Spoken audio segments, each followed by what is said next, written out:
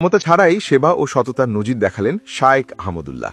চলতি রমজানে একটি দৃশ্য দেশের মানুষকে অবাক করে দিয়েছে।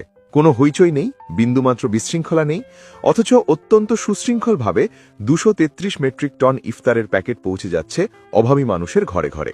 এই বিশাল কর্মযজ্ঞের নেপথ্যে রয়েছে শায়েখ আহমদুল্লাহর আসুন্না ফাউন্ডেশন। আশ্চর্যের বিষয় হল, এই টাকার জন্য কোনো সরকারি বরাদ্দ বা বিদেশি ঋণের প্রয়োজন হয়নি।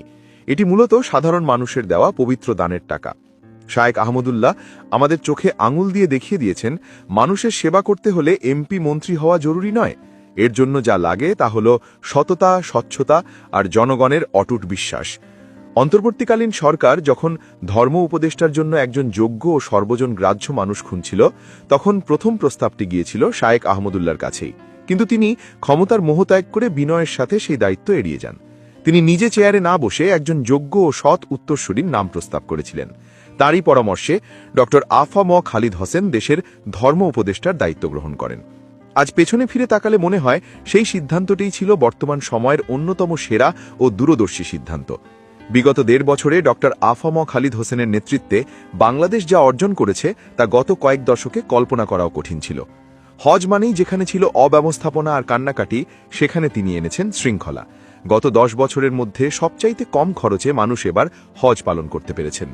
শুধু খরচ কমেনি, বরং হজের পর সাশ্রয় হওয়া প্রায় 9 কোটি টাকা হজযাত্রীদের অ্যাকাউন্টে ফেরত দিয়ে এক অনন্য সততার নজির স্থাপন করেছেন তিনি, বাংলাদেশের ইতিহাসে যা এর আগে কখনো ঘটেনি। অতীতে হজযাত্রীদের এয়ারপোর্ট বা সৌদি আরবে এজেন্সির প্রতারণায় কান্নাকাটি করতে দেখা যেত, কিন্তু এবার দক্ষিণ এশিয়ায় হজ ব্যবস্থাপনায় বাংলাদেশ প্রথম হওয়ার গৌরব অর্জন করেছে। কোনো অসাধু সিন্ডিকেট এবার মাথা চাড়া দিয়ে উঠতে পারেনি। ধর্মীয় সংবেদনশীলতার দিক থেকেও এই সময়টি ছিল একটি অনন্য মাইল ফলক। দীর্ঘদিনের দাবি মেনে ইমামদের 9ম গ্রেডের মর্যাদা নিশ্চিত করা থেকে শুরু করে প্রতিটি ধর্মীয় উৎসবকে নির্বিঘ্ন করা, সবখানেই ছিল তার কড়া নজর। তার স্পষ্ট ঘোষণা ছিল, ধর্মীয় অনুভূতিতে আঘাত করলে কাউকে ছাড় দেওয়া হবে না। এর সুফল দেশবাসী হাতে নাতে পেয়েছে।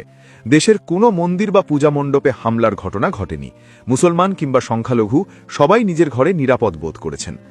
অনেকেই একসময় বাঁকা চোখে বলতেন যে হুজুররা কি দেশ চালাতে পারবে, কিন্তু ডক্টর আফম খালিদ হোসেন প্রমাণ করে গেছেন, দেশ চালানোর জন্য কেবল গাল ভরা ডিগ্রি নয়, বরং অন্তরের সততা আর জবাবদিহিতা সবচাইতে জরুরি।